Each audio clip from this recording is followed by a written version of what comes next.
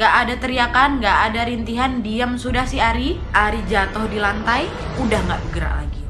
Hai, assalamualaikum warahmatullahi wabarakatuh. Terima kasih sudah klik video ini. Oke, di video kali ini aku akan kembali menceritakan sebuah cerita kriminal. Dan juga ini adalah kisah yang lumayan banyak di request dari teman-teman semua. Apalagi setelah aku membahas kisah Angelin. Kisah ini termasuk kisah yang sangat memilukan. Mungkin di antara teman-teman tidak terlalu familiar dengan Ari Hanggara ini. Aku juga sebenarnya baru tahu sedikit kisah dari Ari Hanggara setelah kejadian Angelin di tahun 2015 silam. Dimana waktu itu mamaku bilang kalau sebenarnya tuh dulu pernah ada kejadian kayak gini tuh yang sempat heboh juga di Indonesia. Yaitu sama karena Ari Hanggara ini juga menjadi korban dari kebrutalan kedua orang tuanya. Yang membedakan keduanya adalah kalau Angelin meninggal di tangan ibu tirinya, sementara Ari Hanggara ini meninggal di tangan ayah kandung dan ibu tirinya, Wak. Nah, jadi sebelum aku membahas kronologi kejadian yang menimpa Ari Hanggara ini, aku pengen ngajak kalian sedikit mengetahui latar belakang Ari Hanggara beserta keluarganya ya, Wak.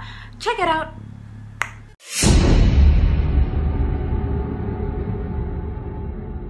Nah, jadi Ari Hanggara ini adalah anak kedua dari 3 bersaudara, di mana dia lahir di Bogor tanggal 21 Desember 1977 dari ayahnya yang bernama Majtino dan ibunya yang bernama Dahlia. Ari ini adalah anak kedua dari 3 bersaudara, abangnya bernama Anggi, adiknya bernama Andi. Kalau misalnya dilihat dari latar belakang keluarganya ini, sebenarnya Ari ini berasal dari keluarga yang berkecukupan, Wak. Pada saat itu, ayahnya Majtino ini juga sebagai seorang tokoh partai, dan ibunya juga sempat bekerja di sebuah perusahaan juga tuh. Pada awalnya, kehidupan keluarga Ari ini harmonis, Wak. Berkecukupan gitu, nggak ada apa-apanya. Sampai akhirnya, mulai tercium perselingkuhan antara hubungan orang tuanya, yaitu Majtino dan Dahlia. Menurut kesaksian Ibu Dahlia di wawancaranya di sebuah stasiun TV, dia mengatakan bahwa pada saat itu, selain menjadi tokoh partai, Majtino, suaminya ini juga sempat mau membuka sebuah perusahaan di daerah Kebayoran Lama. Nah, pada saat itu adalah nih, Wak, satu perempuan yang ditugaskan menjadi sales yang bernama Santi. Dahlia sudah mencium sepertinya ada perselingkuhan antara si Majtino suaminya dengan si Santi ini, Wak. Kecurigaan si Dahlia ini mulai bertambah ketika si Santi ini nih sering main ke rumah, Wak. Padahal udah gak ada kepentingan kerja lagi gitu, Wak. Si Santi ini selalu datang di jam istirahat, di hari libur, untuk bertemu dengan Majtino. Nah, dari situ udah mulai curiga lah Dahlia kan.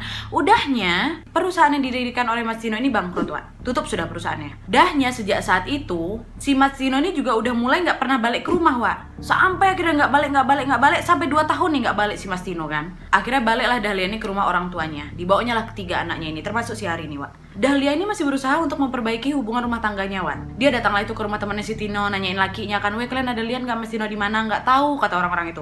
Pergilah dia ke tempat teman-temannya, nggak ada yang tahu Mas Tino di mana. Sampai akhirnya Dahlia langsung mikir, anak ini nih kayaknya dia nggak akan pergi kemana-mana kecuali ke rumah orang tuanya. Pergilah Wak Dahlia ke rumah orang tuanya Mas Tino kan, which is itu masih mertuanya di daerah Depok. Nyampe dia di sana, bukan si Tino yang diketemuin ya, Wak. Si Santi ada di rumah mertuanya. Ngamuk lah si Dahlia, udah akhirnya ribut di sana, Wak. Dah dari situ akhirnya mereka memutuskan untuk bercerai.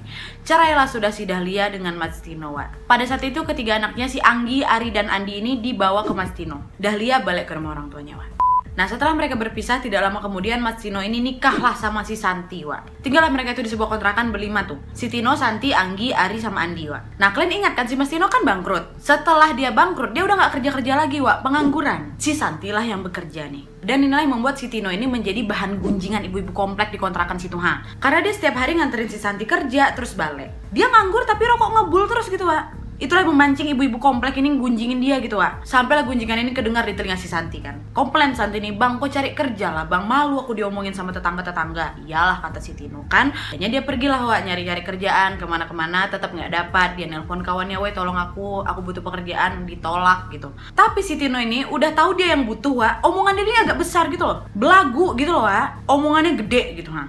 Nah, terus kerjaan tidak kunjung datang ke si Tino, si Santi mulai cerewet, Wak, di rumah. Ditambah lagi ya, namanya juga anak-anak kan, ketiga anaknya si Tino ini, ya wajar lah ada bandel-bandelnya kan, lagi aktif-aktifnya mereka ini. Dia mulai marah-marah nih, mulai komplain ke anak-anaknya si Tino ini. Dan sejak saat itu si Tino ini mulai menerapkan aturan yang lumayan keras ke ketiga anaknya ini, Wak. Apa aja udah ada aturannya. Tapi si Ari ini termasuk anak yang lumayan memberontak, Wak. Dia lumayan ngelawan. Dia ini pendiam, mau kayak kelas cool gitu, tapi tetap bandel gitu loh. Tapi bandelnya anak-anak gitu, ha. Tapi sifatnya si Ari inilah yang sebenarnya meresahkan si Tino, Wak. Beda dengan abang dan adiknya yang selalu manut apa katanya dia. Tino ini sebenarnya sayang, Wak, sama si Ari, sama juga kayak si Santi. Tapi kan karena Santi ini udah mulai cerewet, suka nyindir-nyindir anaknya si Tino, jengkel juga si Tino nih lama-lama, terutama ke si Ari. Pertama-tama cuma diperingatin tuh waktu lagi makan bareng, udah jangan nakal katanya. Ikutin papi, ikutin mami, jangan nakal. Mereka manggilnya papi mami kalau nggak salah. Dinasihatin masih baik tuh, Wak. Nah, tapi memang pada dasarnya si Ari ini agak lumayan memberontak, Wak. Beda dengan abang dan adiknya, dia ini lumayan melanggar peraturan dari papinya ini. Dah mulai saat itu mulai dipukul nih, Wak, si Ari. Pertama-tamanya masih mengaduh dia nih. Masih iya pi, ampun. Tapi habis itu diulang lagi, dipukul lagi, ampun, dipukul lagi, ampun. Tapi lama-lama si Ari ini tumbuh menjadi orang yang adiktif, Wak. Seolah-olah dia tuh kayak pengen, ayo udah hukum aja gue nggak takut gitu. Seperti meminta untuk dihukum gitu, Wak.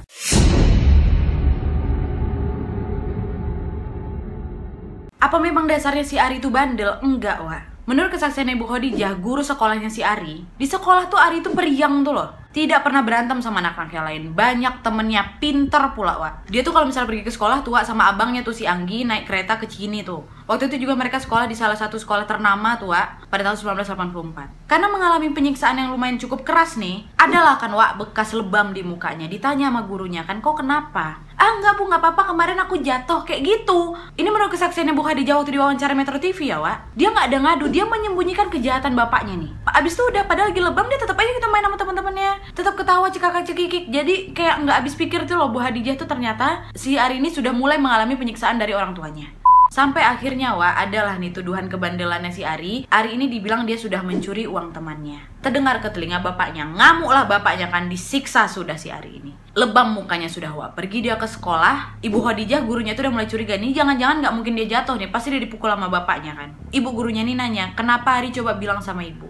Barulah si Ari cerita, iya Bu, saya dipukul sama ayah saya karena saya dituduh mencuri, kata dia kayak gitu. Terus Ibu Khadijah ini datang Wak ke rumahnya, bertemu dengan si Santi dan si Tino. Dia tanyalah kenapa, apa masalahnya. Terus si Tino bilang, iya dia ini mencuri uang temannya, saya dapat aduan gini.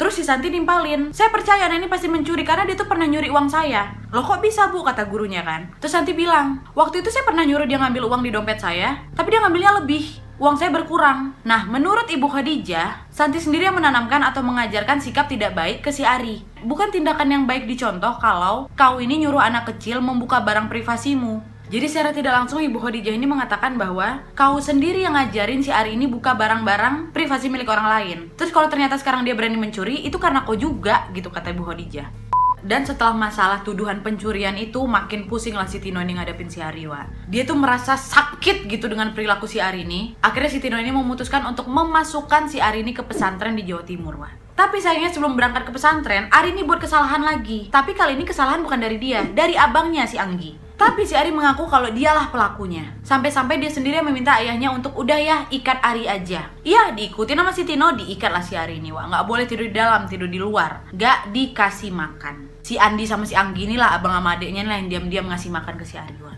Dan 2 hari sebelum kepergiannya, Ari ini diberi hukuman untuk membersihkan kamar mandi. Tapi karena kecapean, Wak, udah nggak dikasih makan, dimakan seadanya aja, itu pun dari abang adiknya. Malas-malasan dia bersihin kamar mandi itu. Karena malas-malasan gak semangat, dicek sama si Tino nih. Dia nengok anaknya malas-malasan padahal kecapean, dipukulnya sekali si Ari nih. Udah dipukul, disuruhnya lah, menyudut kau, berdiri jongkok, katanya kayak gitu.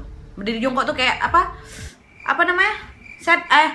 Push up, berdiri jongkok tuh loh, itulah namanya. Dan waktu itu si Andi sama si Anggi, abang adiknya ini nengok, si Ari ini udah terhoyong-hoyong, Wak, gegara ngantuk. Padahal hukuman itu tuh sebenarnya bukan buat dia, buat abangnya, tapi gara-gara belain abangnya, dialah ya, Wak, yang dihukum. Makin ditambah lagi, dia pun gak dikasih makan sama si Tino, Wak. Sama si Santi juga gak dikasih makan.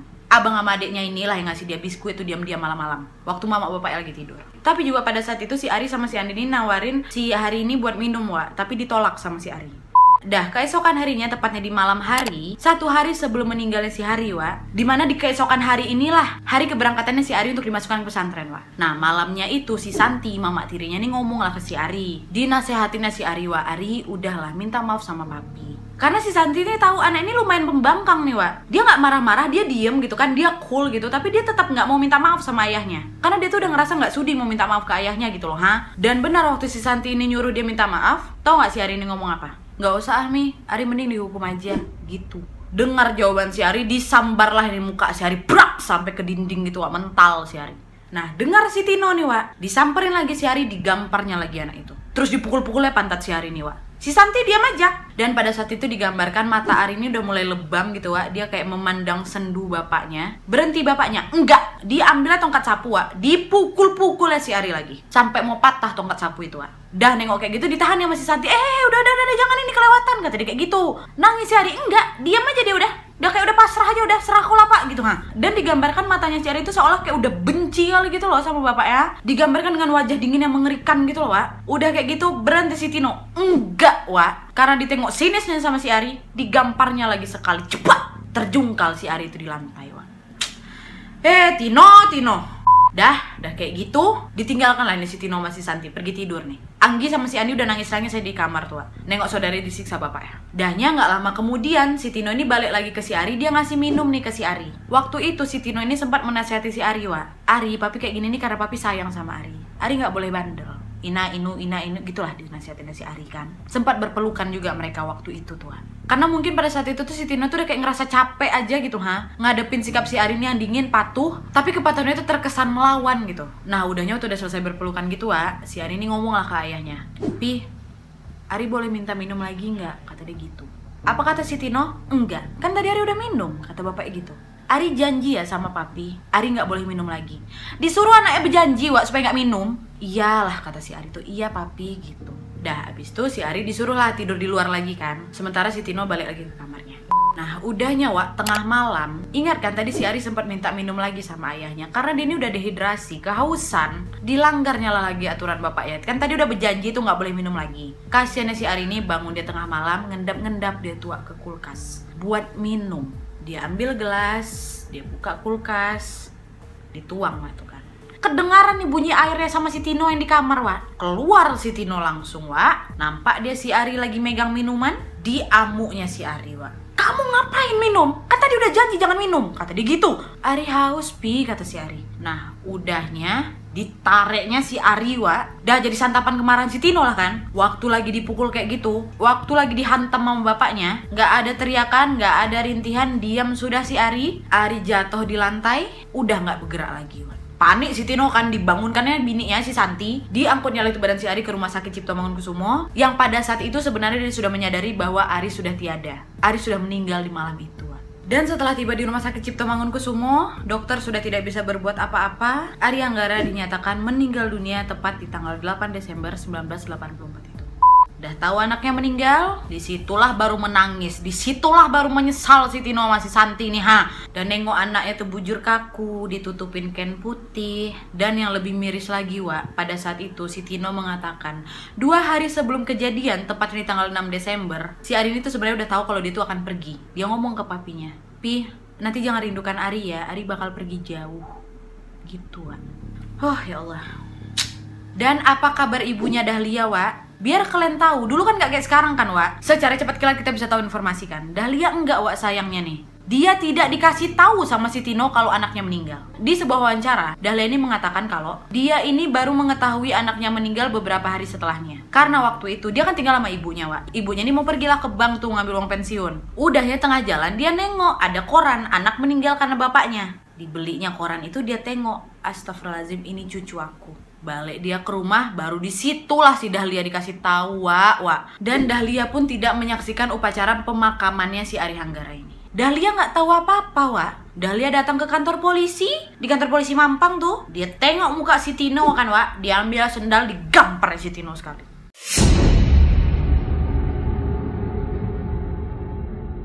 Dan setelah diperiksa polisi, jenazah Ari ini dipenuhi 40 luka lebam yang menyebar hampir di sekujur tubuhnya, mulai punggung, pinggang, pantat, dada, tengkuk, dan paling banyak tuh, Wak, di kedua tangannya. Nah, karena meninggalnya si Ari ini setelah diotopsi, setelah diperiksa, ada luka-luka lebam di badannya si Ari. Disitulah si Tino ini diperiksa sama polisi dan langsung ditangkap karena dugaan penyiksaan kepada anak. Nah waktu diperiksa, si Tino aja nih, Wak, si Santi nggak ikut-ikut nih. Kata Bu Dahlia tuh juga sempat si Santi ini kayak ditutup-tutupin gitu, kayak dibela sama laki ya. Dahnya 3 hari kemudian ditangkap juga si Santi. Nah waktu itu informasi yang diterima oleh Bu Dahlia ini, Wak, Santi ini mengaku kalau si Ari itu sebenarnya anak aku, anak kandung aku, Ari si Anggi si Andi nih Kejadiannya si Ari ini sangat-sangat menggemparkan Indonesia. Kalau ditengok dari sidang pengadilan pertamanya tuh, banyak kali orang berkerumunan di pengadilan, di rumahnya si Santi. Waktu mereka lagi reka ulang tuh, disitulah dicaci maki sama orang mereka berdua nih. Dan akhirnya setelah menjalani proses persidangan, akhirnya vonis dijatuhkan. Tino Ediwan, ayah kandungnya si Ari ini hanya divonis 5 tahun penjara, sementara Santi, ibu tirinya, divonis 2 tahun penjara saja. Kenapa lebih ringan si Santi? Karena Santi ini cuma dianggap membantu si Tino untuk menghabisi nyawanya si Ari. Terlalu sedikit, kok aku yang nyesek ya? Oke lah, ya sudahlah. Dan pada saat itu Ari Hanggara dimakamkan di Taman Pemakaman Umum Jeruk Purut di Jakarta Selatan. Dan di samping kanan kiri nisannya bertuliskan, "Maafkan Mama, maafkan Papa." Penyesalan yang jelas sudah sangat terlambat. Dan setahun kemudian di tahun 1985, kisahnya Ari Hanggara ini dituangkan menjadi sebuah film yang disutradarai oleh Frank Rorim Pandey dan skenarionya ditulis oleh Arswendo Atmowiloto. Oke Wak, jadi itu tadi kisah dari Ari Hanggara ini. Miris, sedih, menyedihkan. Walaupun memang sebenarnya kejadian kisah Ari Hanggara ini bukan satu-satunya yang terjadi di Indonesia. Masih banyak lagi Ari Hanggara yang lain, Angelin yang lain yang masih menjadi santapan orang tuanya. Dan dari video ini juga aku berharap semoga teman-teman ini bisa lebih peka, lebih bisa aktif untuk mengamati lingkungan sekitar. Kalau aja ada yang sedikit mencurigakan gitu Wak, coba bisa langsung ditanya, didekatin. Kadang kan juga mereka tuh ada rasa ketakutan, gak berani ngadu gitu Karena kan memang peran aktif kita sebagai anggota sosial itu juga berperan kan Wak ya. Kepekaan aja gitu Karena kalau bukan kita Wak, siapa lagi yang bakal bisa mencegah kekerasan orang tua kepada anak gitu Wak. Ayo kita sama-sama aktif dan lebih peka lagi. Semoga kejadian ini tidak pernah terjadi lagi Wak. Oke Wak, jadi sekian dulu videonya. Terima kasih yang sudah menonton sampai habis. Kalau kalian suka video ini, klik like-nya. Jangan lupa komen di bawah untuk ide-ide dan saran-saran untuk video selanjutnya. Jangan lupa nyalain notifikasinya supaya kalian tahu kalau aku upload video baru. And as always, jangan lupa untuk klik tombol subscribe supaya kalian sama-sama tahu informasi menarik dan menegangkan dari channel aku. Follow aku di Instagram Wak, Nadia Omara. See you next video, bye.